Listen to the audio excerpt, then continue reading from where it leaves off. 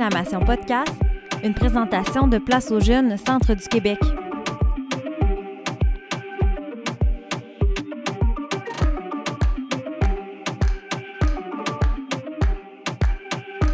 Bonjour, bienvenue à tous et à toutes pour ce nouvel épisode d'Exclamation Podcast. Au micro, Audrey, comme toujours, accompagnée d'Angéline. Bonjour. Et aujourd'hui, on reçoit deux personnes qui forment un couple dans la vie. Il s'agit de Maxime Hamelin et Isabelle Millette. Donc, bonjour à tous les deux et merci beaucoup d'avoir accepté notre invitation. Bonjour, ça fait plaisir d'être là aujourd'hui. Merci. Donc, aujourd'hui, on vous a invité pour parler essentiellement de deux organisations, soit 3R Dragon Drummondville et le Club de canoë-kayak de Drummondville. Mais avant qu'on rentre dans le vif du sujet, on voulait un peu en connaître un peu plus sur vous, savoir qu'est-ce que vous faites dans la vie, ça a été quoi votre parcours professionnel, puis qu'est-ce qui vous a amené à Drummondville? OK, bien, dans le fond, je pourrais peut-être commencer. Nous, dans le fond, on est originaire, je suis originaire de Trois-Rivières, puis Isabelle aussi. C'est le travail, dans le fond, qui nous a amenés à Drummondville.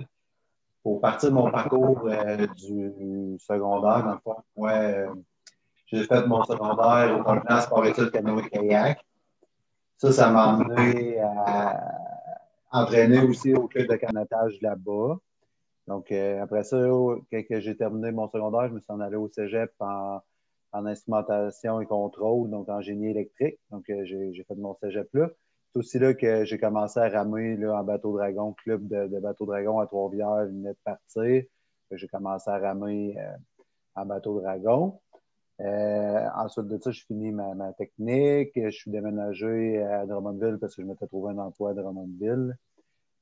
Après une année passée, après avoir exploré la ville, on avait vu la rivière, puis on s'est dit, c'est une bonne idée de partir un club de bateau dragon ici.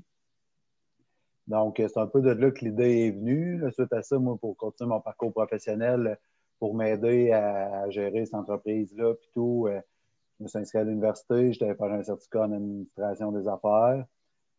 Pour me donner des outils un peu pour gérer, là, on pourra en reparler plus tard, là, mais on gère comme une mini-entreprise, en gros, là, fait que des employés à gérer, des budgets, etc. Donc, on est allé chercher des ressources là, de cette façon-là. Donc, présentement, dans le fond, je travaille pour une firme de génie conseil ici à Drummondville, et en plus de gérer le club de bateau dragon, puis de m'impliquer bénévolement là, du CA, du club de canoë-kayak de vitesse, et ainsi que donner un peu de bénévolat en tant qu'entraîneur également. Pas mal le tour là, du... Puis je vais te poser tout de suite une question, Maxime, Oui. que je vais poser aussi à Isabelle après, quand elle va nous présenter. Est-ce que ça a toujours été quelque chose que tu voulais faire, démarrer une entreprise, ou c'est vraiment l'opportunité de fonder 3R Dragon avec les bateaux dragons qui t'a amené à considérer l'entrepreneuriat?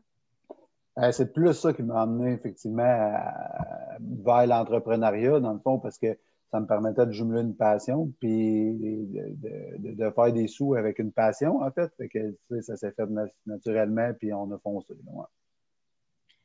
Fait qu'on peut y aller avec toi, Isabelle. Tu nous présentes ton parcours, qu'est-ce qui t'a amené à Drummondville, tes projets, puis qu'est-ce qui t'a amené à choisir de fonder aussi Trois-Rivières Dragon, puis on t'écoute. Bien sûr. Donc, moi, j'ai toujours fait du sport, en fait, là, depuis le primaire. J'ai joué au basketball, j'ai toujours aimé bouger. Puis, par là, j'aime beaucoup communiquer, j'aime beaucoup parler. Donc, je suis allée faire une technique de tourisme, profil guidage touristique. Puis, finalement, en cours de route, je me suis rendu compte que les emplois étaient plutôt saisonniers, puis ça me rejoignait moins. Moi, je voulais vraiment une sécurité d'emploi, en fait. Donc, je me suis réorientée en coordination de travail de bureau. Donc, présentement, je travaille, moi aussi, dans une firme de génie conseil. Puis, on a déménagé, comme Maxime le disait, pour le travail. Puis, je trouvais que c'était un beau projet, le bateau Dragon, parce que j'en faisais à Trois-Rivières. Puis, le plan d'eau il est magnifique à Drummondville. Fait qu'on a décidé de sauter à pieds joints dans le projet. Puis pour le canoë-kayak, eh bien, c'était vraiment... En fait, le bateau dragon, c'est plus pour les adultes.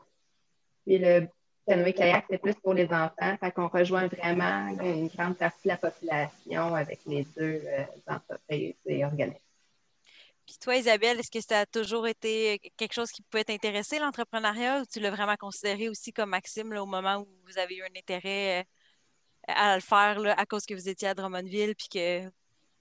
Ben, ça s'est comme présenté soi-même. C'était pas dans mes projets, c'est ça la question, là, mais je trouvais que c'était un beau projet. Ça valait la peine d'essayer. Fait que les deux, c'était une opportunité qui est arrivée, puis vous avez sauté sur l'occasion. Oui, exactement. Mais Isabelle, à la base, a plus l'esprit entrepreneurial que moi, disons, mais c'est plus elle qui est dans les projets et dans ces choses-là. Mais... Le canoë-kayak, je pense que la plupart de nos auditeurs et auditrices vont savoir de quoi qu'on parle, c'est assez bien connu. Par contre, le bateau dragon, j'ai l'impression que c'est peut-être moins connu. Donc, est-ce que vous pourriez nous parler de c'est quoi ce sport de rame-là, puis comment il peut se démarquer de d'autres sports de rame qu'on connaît, là? OK, ben, je vais y aller avec le bateau dragon, mais je suis sûre que Maxime va quand même vouloir parler du canoë-kayak après parce que c'est pas nécessairement ce qu'on pense. Excellent. Donc, pour ce qui est du bateau dragon, en fait, c'est une grande embarcation. Puis, il y a 20 rameurs dans l'embarcation. Donc, il y a 10 bancs. C'est 2 personnes côte à côte. Puis, le but, c'est vraiment la vitesse et c'est la synchronisation. Donc, c'est un très bon travail d'équipe. Puis, à l'avant, il y a un drummer qui va donner le rythme et à l'arrière, il y a le barreur qui va diriger l'équipe, qui va contrôler aussi le bateau. Donc, c'est un super travail d'équipe. C'est aussi individuel parce que chaque rameur doit donner le meilleur d'eux-mêmes et chaque personne dans le bateau est importante. Donc, ils n'ont pas la même fonction non plus. Donc, je pense que c'est un très beau sport. Puis, on se démarque de cette façon-là. Il y a plusieurs distances. Il y a 200 mètres, 500 mètres et 2 kilomètres. Donc, 2 kilomètres qui est un peu plus endurant. Puis, il y en a pour tous les goûts, là. Puis donc, c'est quand même technique de ce que je comprends. Là. Il y a quand même un aspect, il faut suivre le rythme. L'autre personne arrière, il faut qu'elle dirige. Il faut qu'on équilibre les forces. J'imagine qu'avant de... C'est pas tout le monde embarque dans le bateau, puis on y va, on part. Là. J'imagine qu'il y a une préparation quand même qui est technique qu'on doit faire, là, qui est peut-être plus poussée vu qu'il y a beaucoup de monde à gérer. Oui, exactement, là. Donc, à l'avant, ça va être les personnes qui sont plus petites, plus menues, qui vont donner le rythme. Les personnes au centre du bateau, ça va être nos moteurs, on les appelle, là. C'est vraiment les personnes qui sont fortes. Puis à l'arrière, mais ça va être ceux qui vont comme donner le deuxième souffle au bateau. Donc, chaque personne a sa place dans le bateau, puis comme je disais, là, a un travail à faire. Donc, on n'arrive pas, comme tu disais, puis on prend la place qu'il y a, là, c'est vraiment chaque personne a son spot qu'on appelle. Puis Maxime, tu voulais aussi peut-être ajouter quelque chose? Oui, ben pour le canoë-kayak puis pour le bateau dragon, mais dans le fond, la courbe d'apprentissage là, en bateau dragon est quand même relativement rapide. On peut penser que 2 à 3, 4 pratiques, là, la personne est à l'aise, elle peut ramer dans un bateau, puis ça va bien. Donc, la courbe d'apprentissage, elle se fait bien, puis on réussit à bien intégrer là, tout le monde d'habitude en fonction de leur aptitude. Dans le fond, le canoë-kayak, c'est vraiment l'aspect canoë-kayak de vitesse. Donc, c'est des courses en ligne comme qu'on voit aux Olympiques, nous, qu'on touche ici. On ne touche pas à l'eau vive, à Drummondville, parce qu'on n'a pas vraiment de rapide. Là. Mais donc, c'est le canoë-kayak de vitesse donc, qui course en embarcation K1, K2 et K4. C'est des kayaks à 1, à 2 et à 4 places, ainsi que les canots à 1, 2 et 4 places qui peuvent courser. Puis pendant la pré-entrevue, pendant la préparation, vous aviez mentionné que que les gens pouvaient faire des compétitions. Est-ce que c'est des compétitions partout à travers le Québec? Est-ce que c'est classé selon le niveau? Comment on fait pour se qualifier? Les gens s'inscrivent, puis ils sont classés? Oui, mais dans le fond, les compétitions en bateau dragon, le bateau dragon, ça se veut un sport que tout le monde peut pratiquer. Là. Donc, on a un volet qui est communautaire et on a un volet qui est compétitif. Le volet communautaire, généralement, les gens participent à 2 à 3 compétitions par année. qui est sur un circuit de course. Donc, normalement, il y a une cinquantaine d'équipes qui se rejoignent et on course, dans le fond. Et il y a le circuit qui est compétitif. Il y a un petit peu moins d'équipes dans le volet compétitif parce que, dans le fond, c'est ceux qui aspirent à aller au championnat du monde, comme on pourrait dire, par équipe. Chaque pays a le droit d'envoyer 5 bateaux par catégorie d'âge, 5 équipages, dans le fond. Donc, le monde essaie de s'entraîner pour réussir à avoir une qualification pour les championnats du monde. Donc, ça fait que le volet compétitif il est beaucoup plus fort que le volet communautaire. Nous, ici, à Drummondville, on a un ratio de 12-13 équipes pour une équipe compétitive, mettons. Puis, est-ce que les gens, juste pour le fonctionnement vraiment technique, là, Oui.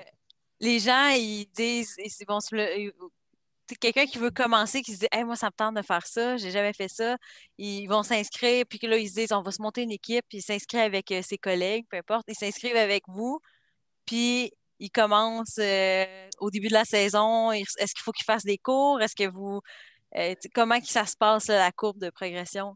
Oui, bien, rapidement, dans le fond, ce qu'on fait, c'est qu'on vend un peu un forfait. Là. On a des forfaits.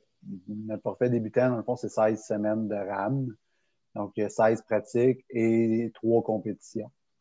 Ça, c'est le forfait qu'on vend le plus. Donc, on a une pratique par semaine et 3 compétitions là, dans la fin de semaine. Une compétition, normalement, ça se déroule les samedis. C'est de 9h à 3 ou 4h en fonction du nombre d'équipes.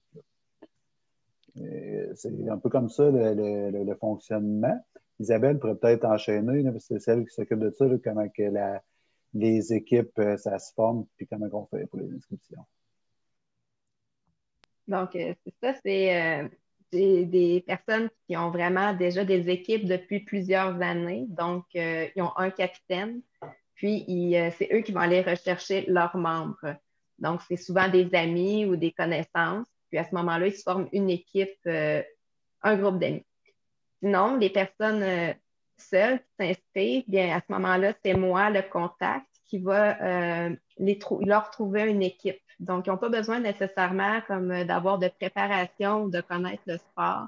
C'est vraiment une première approche. Puis comme la courbe d'apprentissage est rapide, comme Maxime expliquait, ben, même si l'équipe elle a 2, 3 années et plus d'expérience, bien, la personne elle va rapidement être capable de s'intégrer dans l'équipe puis de progresser là, rapidement. Donc, il n'y a pas de souci à se faire là, si la personne n'a pas d'équipe puis qu'elle ne connaît pas vraiment ça. Ça va bien quand même. Puis, on a un excellent taux là, de personnes qui restent là, après l'avoir essayé. Là. C'est très rare que les personnes décident de quitter parce qu'en même temps, ça fait un entraînement de groupe, en fait. Là, c'est 20 personnes, puis après, ils jasent, puis que c'est super le fun, puis les personnes s'intègrent très rapidement. C'est bon signe. Exactement. Puis, je voudrais qu'on revienne peut-être au début là, de quand vous avez, parce que ce que j'ai compris, c'est que vous en faisiez à Trois-Rivières. Puis là, quand vous êtes arrivé à Drummondville, j'imagine que pour des raisons de temps, de déplacement, c'était peut-être moins évident de retourner.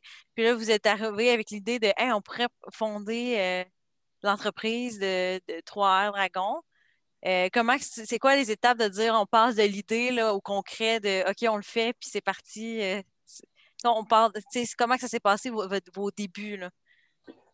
Ben, en fait, on aurait pu, aujourd'hui, ben, est-ce qu'on le part tout seul? On achète les bateaux, on achète les rames, on incorpore l'entreprise et tout. Puis on a plus exploré l'idée d'investir avec le club de Trois-Rivières, puis c'était déjà des gens qu'on connaissait.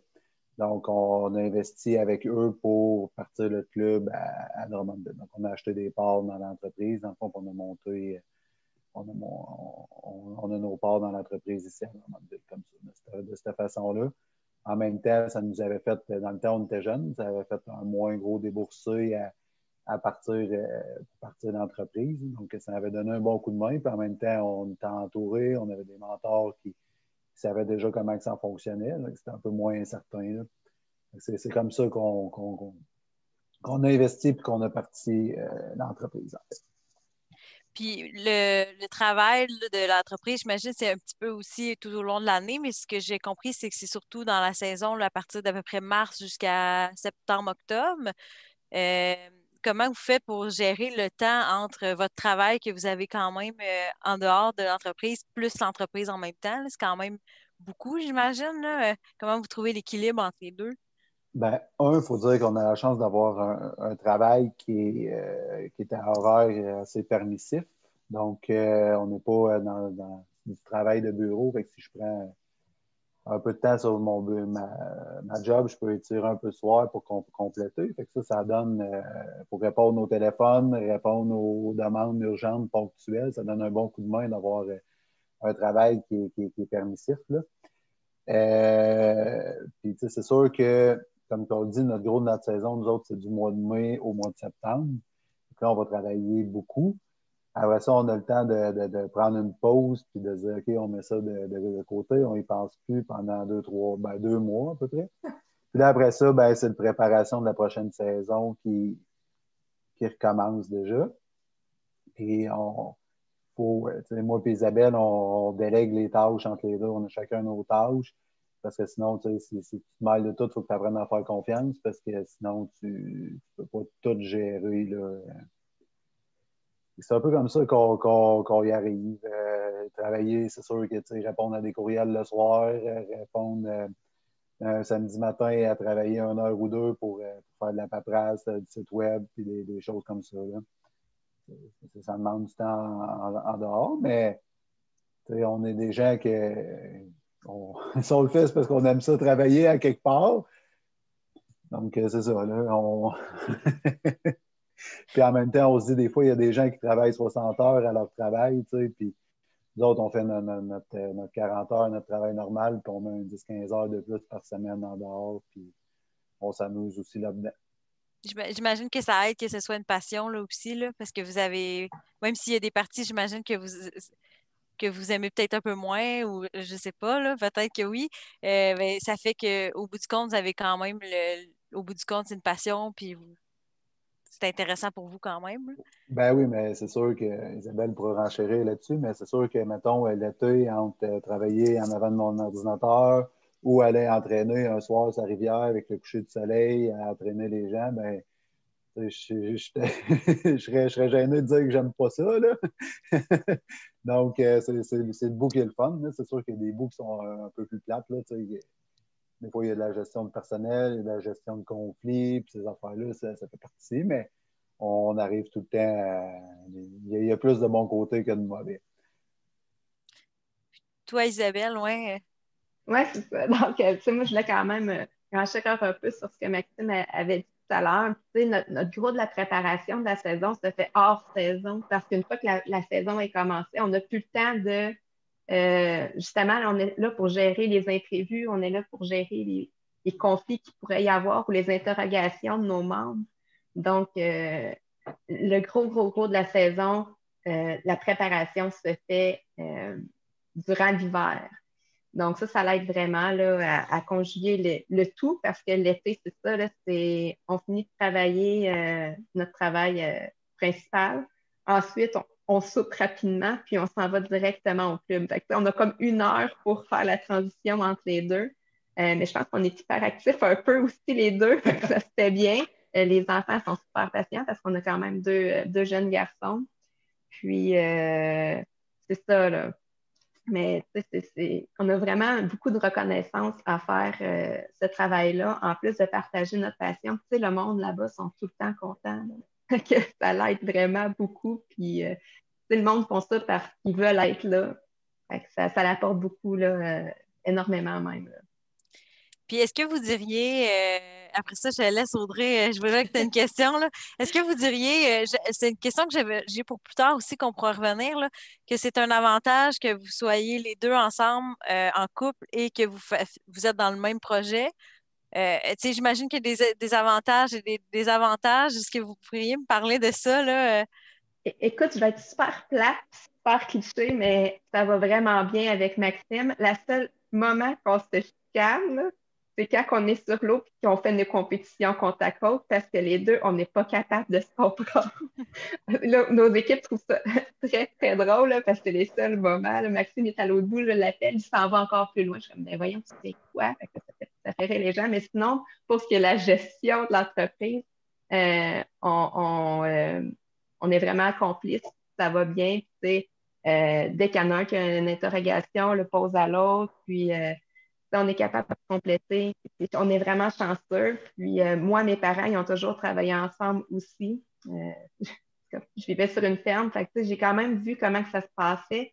Puis ça me faisait pas peur. Puis c'est ça, je pense qu'il faut vraiment des bonnes discussions. Faut être capable de parler parce que sinon, on garde tout en dedans. Puis c'est là que les conflits arrivent. Là. Mais nous, dès on pense à quelque chose, c'est maintenant. Puis on règle ça. C'est comme ça qu'on fonctionne. Si ça reste sur l'eau, c'est bon signe. Oui, Ouais, c'est ça. ça fait la bombe. Mais c'est sûr qu'il y a un petit bout aussi, l'inconvénient, c'est qu'on voit un peu, c'est que quand on est dedans toutes les deux. Fait que, des fois, ça vient un petit peu lourd parce que là, à un moment donné, hey, là, OK, c'est fini, il faut passer à d'autres choses, mais t'es là, elle pense à de quoi, toi, tu penses à de quoi, puis là, tu dis, ah, là, j'en aurais besoin de décrocher un peu. Fait que, des fois, la coupure est peut-être plus difficile que si on serait toutes les deux séparés parce que à un moment donné, on aurait on ferait d'autres choses. On parlerait d'autres choses, mais là, des fois, c'est le décrocher qui est un peu plus dur quand on est toutes les deux là-dedans. Mais c'est sûr que de l'autre côté, ça doit aider parce que vous comprenez quand que le soir, vous devez vous dépêcher à manger pour aller sur l'eau. Vous savez que vous êtes les deux là-dedans, fait que c'est pas comme si l'autre personne est peut-être pas au courant ou qui est moins impliquée. Donc là, elle est comme, hey, là, encore, là, ça fait 5 soirs de suite. Donc j'imagine que ça doit être un avantage à ce Ouais, niveau-là que ouais, vous ouais. comprenez le On rythme a que ça. développé. Oui, puis on a développé un horaire aussi, là. Fait que, on n'est pas là 5 soirs semaine, là. C'est principalement du lundi au jeudi. Puis on est là 2 à 3 soirs semaine, là. On a des entraîneurs et tout. Fait que on est capable de ne pas être là tous les soirs, là. Comme au début, quand on l'a parti, c'était ça. Puis à un moment donné, tu as besoin d'avoir une soirée de lousse dans ta semaine là, pour faire d'autres choses, là. De mon côté, ma question, c'était, tu sais, justement, Angéline, elle a demandé comment ça a démarré, 3 Heures Dragon, Drummondville, puis là, vous avez parlé que vous êtes associé au club de Trois-Rivières, puis tout ça, mais il y a aussi le club de canoë-kayak de Drummondville.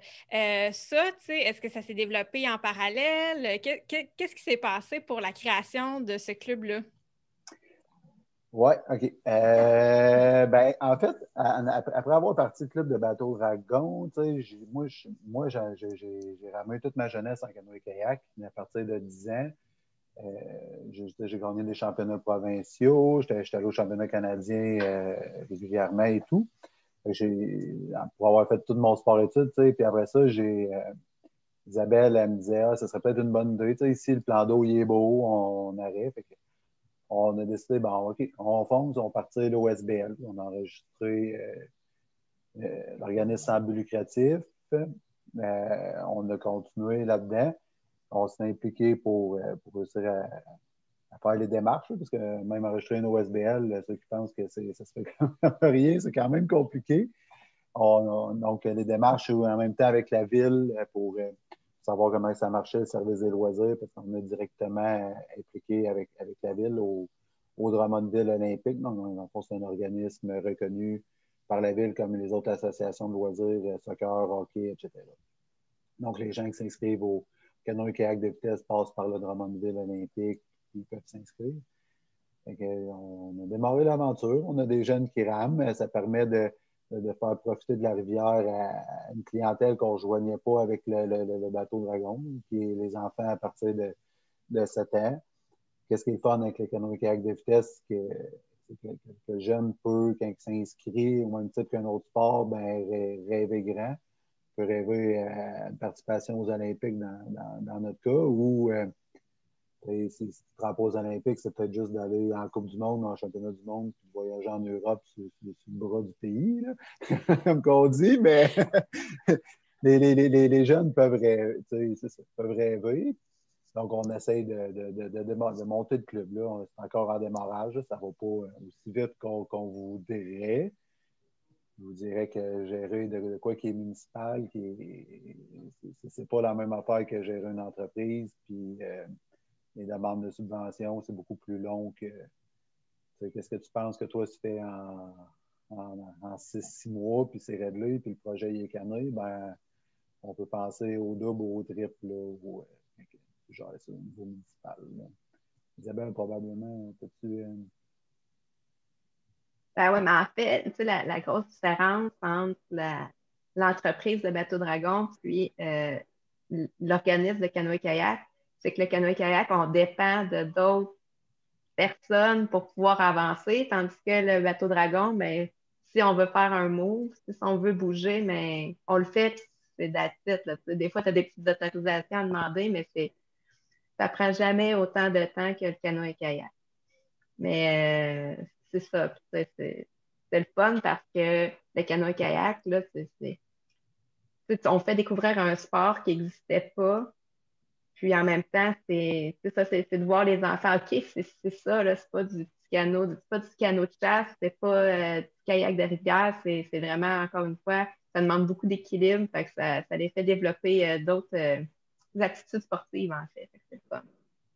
C'est de quel âge à quel âge que les gens ils peuvent s'inscrire? Dans le fond, à partir de 7 ans, les jeunes peuvent commencer à ramer. Donc, ça, c'est dans nos groupes initiation. Là. C'est surtout au niveau sécurité nautique, familiarisation avec l'eau et tout. Des compétitions, ça commence à partir de 9 ans. À partir de 9 ans, ils peuvent intégrer là, le circuit de régate, qu'on appelle des petites courses de régate un peu partout. Puis après ça, ils peuvent participer à la Coupe Québec à la fin de l'année. Donc, tous les clubs du Québec se rejoignent. Puis là, toutes les jeunes courses pour la Coupe Québec, en fait. Puis c'est vraiment le fun parce que chaque jeune fait une finale. Donc, il n'y a pas comme une grosse compétition que tu t'es pas classé pour la finale, comme quand tu arrives plus vieux dans le sport. Mais là, chaque jeune fait une finale, participe à son éliminatoire, fait sa finale. Donc, ça fait un peu la beauté de faire participer vraiment tous les jeunes dans leur bateau. Puis nous, dans notre bureau, je te dirais que nous, on est capable de les encadrer là, de 7 jusqu'à 16 ans. Parce que l'élite, on n'est pas encore un club assez gros pour être capable là, d'encadrer les athlètes élites. Mais ça leur fait quand même plusieurs années où ils peuvent rester Ouais, proches à exactement, domicile. ouais. C'est bien, là. Moi, j'avais une question que j'ai un petit peu posée tantôt, mais puis vous l'avez mentionné, mais je voudrais avoir plus de détails sur comment vous partagez les tâches, c'est quoi en ce moment, puis comment vous décidez de qui fait quoi. En gros, force et faiblesse de chacun. C'est de même qu'on les a divisés. Isabelle, elle, tout ce qui est relations interpersonnelles, puis cette gestion-là, elle l'a mieux que moi. Fait qu'elle a fait beaucoup la gestion des équipes, monter les équipes, parler au monde, etc. Moi, dans le fond, côté gestion, moi, je m'occupe du personnel. Je m'occupe des entraîneurs. Fait que ça, on a déjà fait une bonne séparation. Je vais m'occuper de tout ce qui est niveau entretien. Je suis quand même quelqu'un de manuel, fait que s'il y a des petites réparations à faire, ben, pose pas question, c'est moi qui le fais. C'est de même qu'on a force et faiblesse, là, je te dirais qu'on a vu que, puis en fonction des intérêts qu'on a dispatché les choses. Qu'est-ce qui est niveau monétaire, argent, budget, ben ça c'est moi parce que ça a l'air que c'est moi qui gère l'argent qui est bon en comptabilité. C'est un peu cette manière-là qu'on a vu de Puis vas-y, Isabelle. Ah, j'allais dire, en plus, c'est drôle parce que on a fait notre cours en administration ensemble. C'est moi qui montrais à Maxime la comptabilité. Puis vraiment, je suis bonne pour expliquer. J'ai dit tantôt, je suis très bonne pour expliquer, là, mais le mettre en pratique, zéro. Fait que dès qu'il y a des chiffres, là, c'est lui, il faut qu'il touche à ça parce que ça fonctionne juste pas. Puis, fait que ça s'est fait tout naturellement. Partie-là. C'est quand même drôle que c'est quand même toi qui l'as montré au début, mais après ça, Ouais. là, après l'avoir montré, là, il fallait qu'il parte avec ça, là. Oh oui, il apprend vite. Puis j'imagine qu'il y a quand même des choses que l'entrepreneuriat puis vos projets vous ont amené à apprendre puis à développer, Ah, là. Puis qu'est-ce que ça serait selon vous? Ou ben, si vous avez des exemples? tu sais, mettons tout ce qui est, en fait, les choses qu'on ne savait pas puis qu'on a dû apprendre sur le tas, je vais dire, c'est tout ce qui est montage documentaire, donc mettons des flyers, la publicité, l'aspect marketing en fait. qu'on n'avait pas touché à ça. Puis là, c'est essayer toujours de trouver des nouvelles idées. Mais tu sais, on n'a pas étudié là-dedans. Fait que ça a été un bon step, mais en même temps, moi, je suis quelqu'un de quand même assez créatrice, imaginative. Fait que tu sais, on réussit tout le temps là, à trouver des bonnes idées. Comme ça, on se parle beaucoup, mais je ne veux pas m'attribuer tout la chose, mais je pense que ça vient, il y en a beaucoup qui viennent de moi, là, de ce niveau-là, l'aspect marketing, puis le visuel. Là. Fait que ça a été quelque chose à apprendre. Pour toi, Maxime, est-ce qu'il y a quelque chose qui est plus marquant? Ben, c'est sûr que, tu sais, on est tombé comme patron aussi du jour au lendemain, en fait, aussitôt qu'on a eu des employés. Fait que le but de faire confiance puis d'y aller, tu sais, c'est aussi, tu sais, avoir tes employés, de leur faire confiance. Puis il faut aussi que tu comprennes que l'employé, c'est pas son entreprise, tu sais, fait que le niveau d'implication, tu sais, ben voyons, c'est juste logique qu'il fasse ça en plus, mais non, pas nécessairement. Puis la gestion des horaires, il y en a, tout ça, c'est de quoi qui s'apprend, puis qu'il faut vivre avec aussi. Ils t'appellent, mettons, pour dire, ben là, je ne pourrais pas rentrer, mais là, hey, OK, tu trouves quelqu'un d'autre, ou sinon, c'est toi qui es pogné pour y aller. Fait que, des fois, c'est dur un peu parce que ton employé n'a pas la même implication dans l'entreprise. Donc, ça a été un gros pas qu'il a fallu que de mon côté, je fasse, là, de déléguer. Puis... En fait, si je peux combler, c'est quand nos employés, c'est aussi des adultes qui ont un autre emploi. Fait que c'est comme Maxime disait, c'est pas leur priorité. Fait que, c'est pas la même chose que de gérer un étudiant, exemple, qui a besoin de cet argent-là pour faire ses activités. Eux autres, c'est vraiment un sideline qui font ce qu'ils aiment. Parce qu'encore une fois, il faut que ça soit une passion pour eux aussi. Parce que sinon, il n'y a pas d'intérêt à être là. Fait que ça, c'est des fois, c'est dur pour nous parce que, comme Max le disait, c'est nous, s'ils ne sont pas là, c'est nous qui le faisons. Là. Fait que ça demande encore plus de travail, mais on s'organise pour qu'ils soient bien et heureux puis qu'ils aient le goût de revenir d'année en année parce que c'est ça. C'est des anciens rameurs, en fait, parce que, étant donné que personne ne connaissait pas ça à Drummondville, c'est des anciens rameurs qui ont décidé de passer à l'étape suivante, en fait. Fait que nous, la formation vient de nous aussi pour devenir barreur, que ça s'appelle. Donc, de A à Z, tout passe par nous. C'est une bonne application.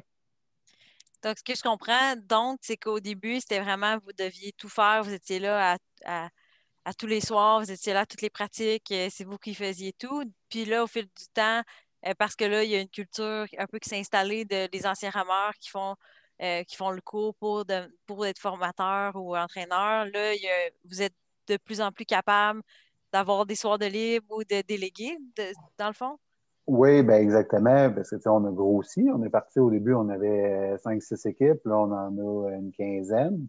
Donc, c'est sûr que, je ne pouvais plus tout entraîner, puis Isabelle ne pouvait plus toutes les prendre non plus. Puis, on ne voulait pas entraîner toutes les équipes non plus, parce que quand on arrive en compétition, il y a des conflits et tout.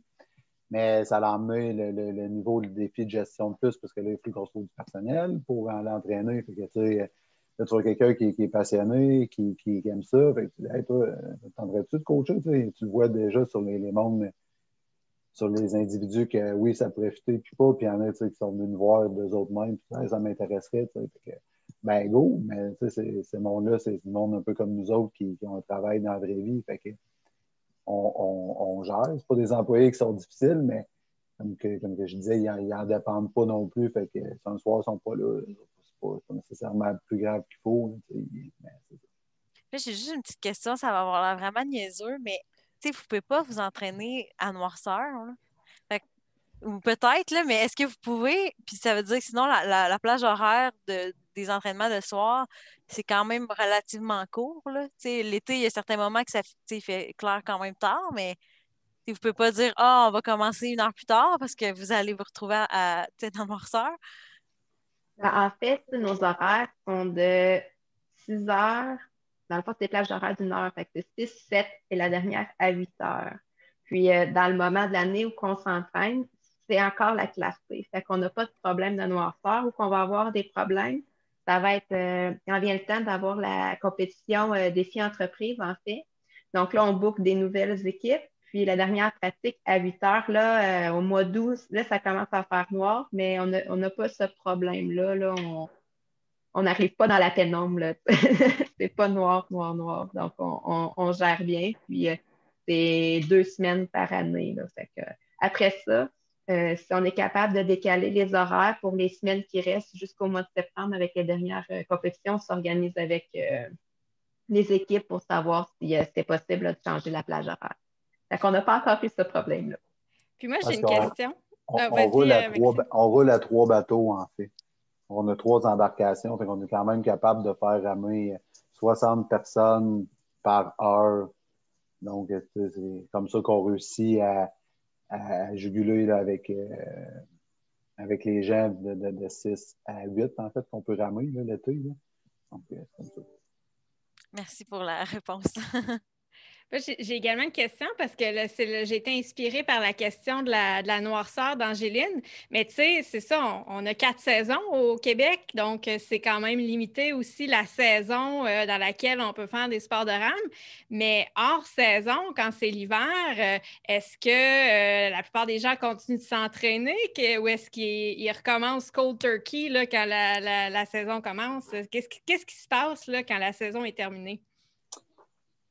3 réponses à cette question-là. On a des équipes communautaires que eux, ils rament juste l'été. Ils font leurs 16 semaines, puis c'est comme ça, puis ils ont bien du fun, puis ils sont là pour avoir du fun. On a des équipes comme ça. On a des équipes communautaires qui sont un peu plus compétitives, que la plupart du temps, c'est des gens qui s'entraînent déjà. Ils vont déjà au gym d'une manière régulière.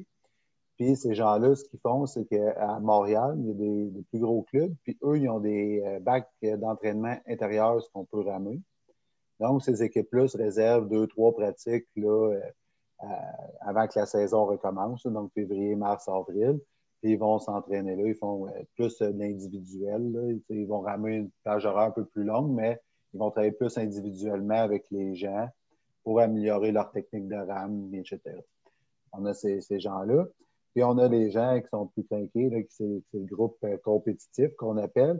Ben, eux, ils vont se booker des bacs à ramer là, à chaque mois de l'hiver et des entraînements en groupe là, qui se réservent en gymnase aussi pour s'entraîner.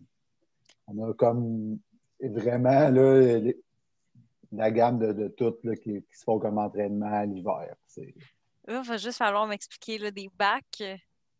Oui, un bac à ramer, là, on appelle ça un bac à ramer. C'est comme une piscine, dans le fond, qui est faite là, avec tous les bancs. Fait que c'est l'eau, elle tourne en rond, dans le fond, c'est comme une piscine. Là. C'est comme un petit bac, là, mais fait que ça tourne. Fait que l'eau, pour elle qu'il y ait tourne. l'effet du courant. Oui, exactement, qui est comme un effet de mouvement. Fait que les gens, on peut s'entraîner l'hiver. C'est jamais le même feeling que d'avancer. C'est un peu comme faire du vélo stationnaire, en fait. Là. Parfait. Puis, j'imagine... Ah, vas-y, Isabelle. Oui, vas-y. Ouais. Je pensais que tu me disais vas-y, Audrey, mais finalement, non, c'est Isabelle que tu parlais. Mais en fait, ce qui est bien aussi avec les bacs à ramer, c'est qu'il y a des miroirs à chaque bout. Donc, les gens peuvent se voir ramer. Puis, il y a des séances vidéo. Fait qu'en même temps, ils ont un petit complément. Il y a un entraîneur qui leur dit quel point améliorer. Donc, c'est quand même très complet là, comme service qu'offre le club là, qui font ça. Pour améliorer sa technique, là, vu que tu te vois Oui, placer. exactement. Vas-y, Audrey. Là, En fait, j'allais simplement dire que j'avais aucune idée que ça existait, ce genre de choses. Donc, je viens vraiment d'apprendre quelque chose. Je suis assez impressionnée que des bacs à ramer existent. Donc, je voulais simplement mentionner ça.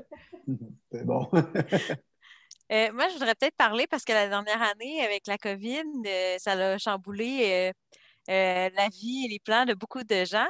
J'imagine que c'est surtout que c'est des bateaux de 20 personnes.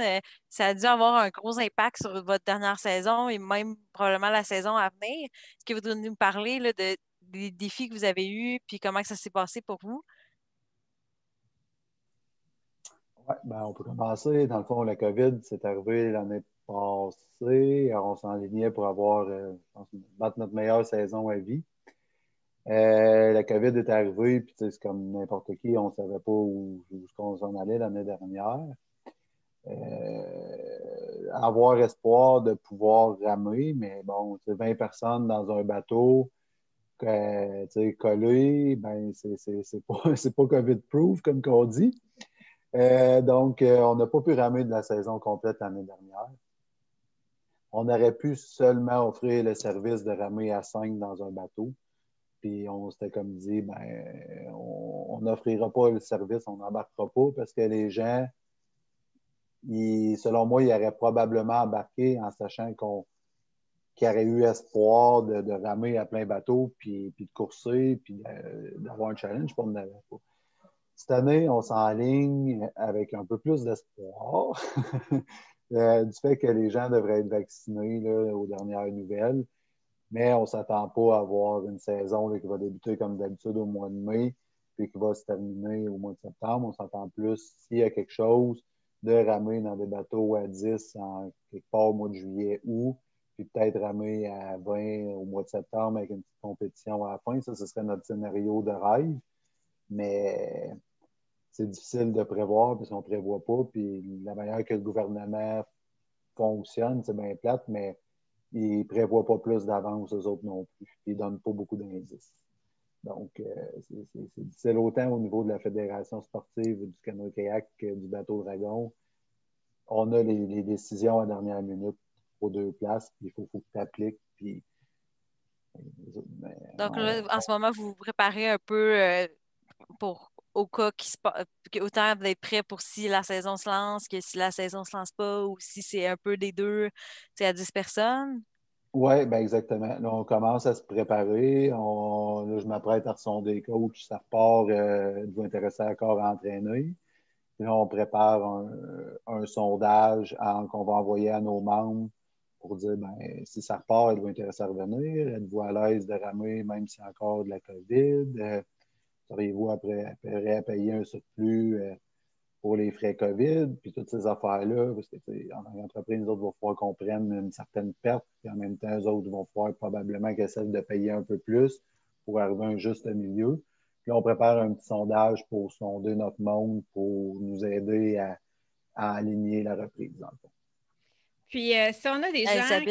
Isabelle avait quelque chose. Excuse-moi, Isabelle, j'arrête pas de te couper la parole. Ben, c'est correct. C'est correct. Moi, j'essaie de faire des petits signes de yeux à Maxime, mais tu sais, quand je dis qu'on se comprend pas. En fait, c'est sûr qu'il faut se préparer à l'inconnu parce que on peut pas arriver puis que ça reparte si on n'avait pas de scénario. Fait que ça, on prépare des scénarios A, B, C, puis c'est la même chose pour le kayak, parce que là, cette année, on voudrait partir en 40 jours, mais c'est tellement incertain que là, c'est ça, on est en train de se faire plein de scénarios, puis dès qu'on a les indications, ben, c'est OK, bon, ben, c'est celui-là qui va marcher. Fait que, tu sais, on met une application, mais il faut tout préparer ça en vue que peut-être que ça puisse, sinon, ben, tu l'as préparé pour rien parce que ça n'a pas eu lieu, mais c'est pas grave, on n'a pas le choix de prévoir d'avance.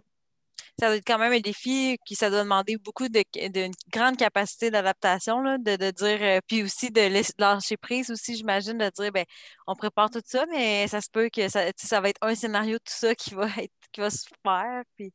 Ben oui, mais en même temps, tu sais, tu peux pas garder espoir puis rien faire. Fait que, tu veux que ça fonctionne le plus, tu veux être content, puis tu veux que tes gens soient contents. Fait que, on le fait pas comme à moitié, puis justement, on le prépare pas dans l'optique de ben, ça se peut qu'on le fasse même pas.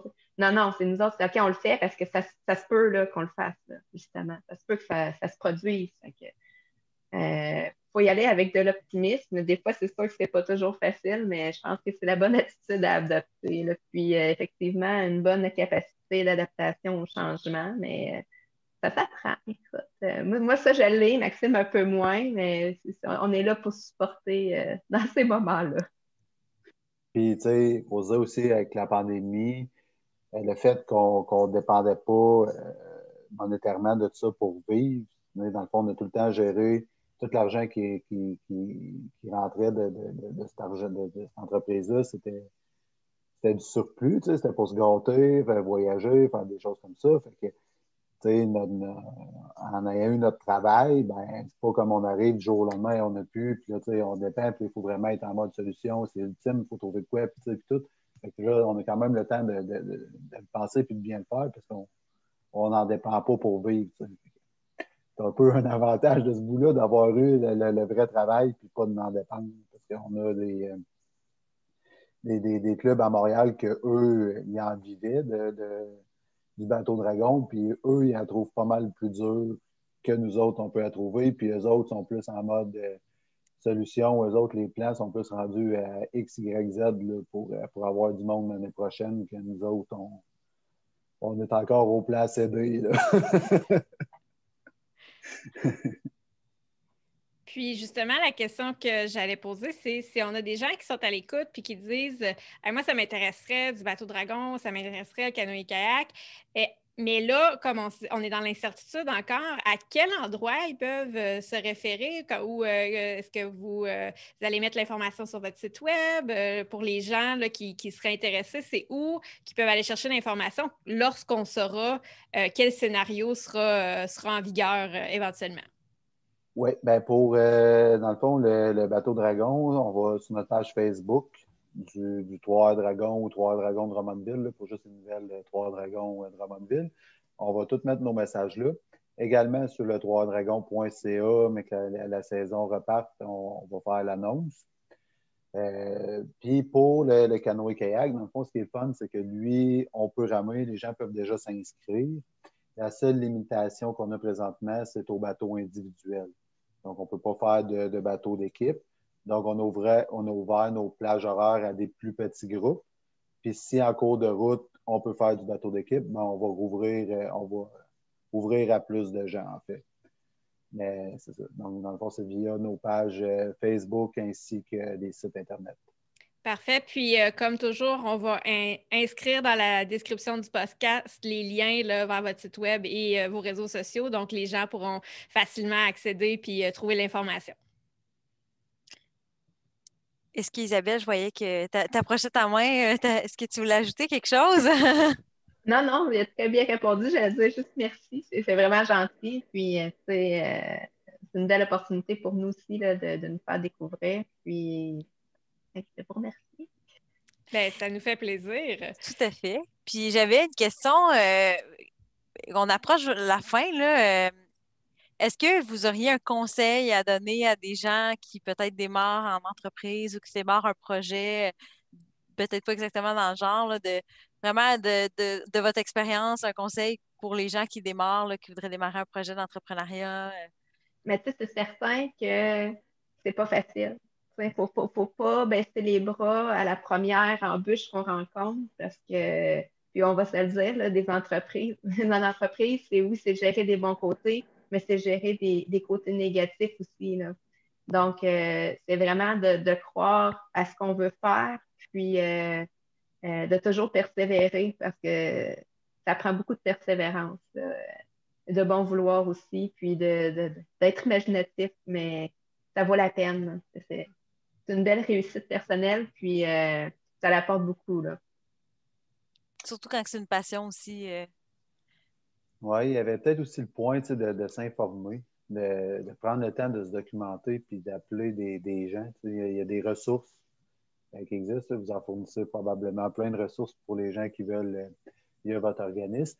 Puis, tu sais, appeler, des fois, tu peux être gêné. Tu as quelqu'un ailleurs au Québec qui fait ça, puis tu prends le téléphone, appelle-le.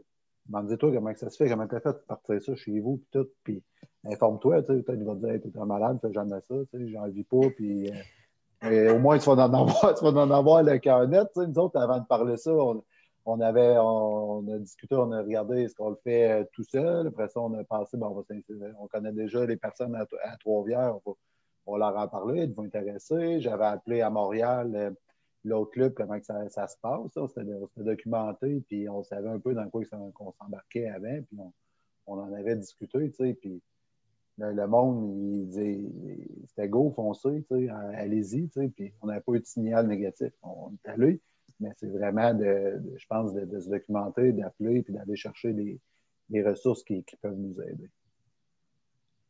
Pour conclure, là, j'aurais une dernière question parce que là, on a beaucoup parlé de votre implication là, à Trois-Rivières Dragon, puis pour le club de canoë-kayak, mais on n'oublie pas qu'on est un podcast qui parle de la région du centre du Québec.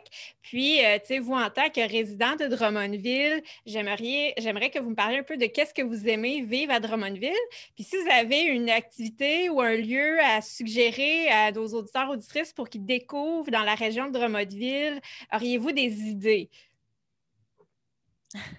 Les deux ont regardé sur le côté en même temps. Ouais, le chien, il jappe. Fait que... On l'a pas entendu du tout. On n'a rien entendu. On s'en mute, fait que c'est ça. Mais en fait, tu sais, Drummondville, je pense que c'est une belle ville de travail. Il y a quand même beaucoup de choses. On est proche de tout. Nous, on est à Trois-Rivières, c'est pas nos familles sont encore là, fait que c'est pas trop loin pour nous. C'est sûr, nous autres, la rivière ici, c'est un beau plus. On est proche d'un cours d'eau, surtout à cette heure avec la promenade de rivière qui en met de plus en plus en valeur. Moi, l'hiver, je fais du ski de fond, puis le club de ski de fond Saint-François ici, là, au village. Là, c'est un beau club, là, une belle place pour faire du ski de fond, en fait. Là. OK. Moi, je vais y aller plus réponse de filles. On est une petite ville, mais les boutiques, là, il y a vraiment des belles boutiques à découvrir que même les gens de Trois-Rivières viennent expressément pour ça, viennent pas nous voir, viennent pour magasiner ici. Là.